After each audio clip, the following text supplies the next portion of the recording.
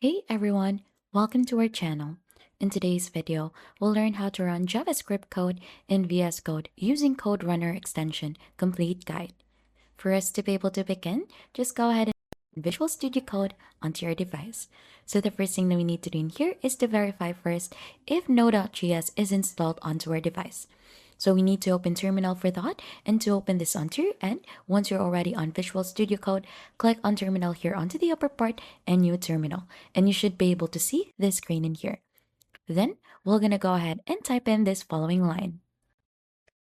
So this will go ahead and verify the current version that we're in with Node.js. So if you're not seeing this, it means that you haven't installed Node.js onto your end. So you need to install that here onto their website. So you'll just need to type in nodejs.org onto your local browser to go ahead and download that. And once you have completely installed this, you'll just have to try it out onto the terminal by typing in this line to check the current version that you're in.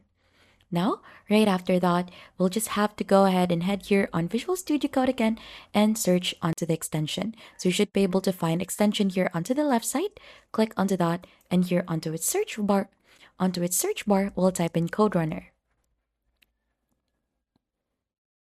So we have this one here onto the first part. So as you can see, it is currently installed already. You'll just have to install this one onto your end so that you could go ahead and use this. So right after you have installed that, you should be able to see the install button here.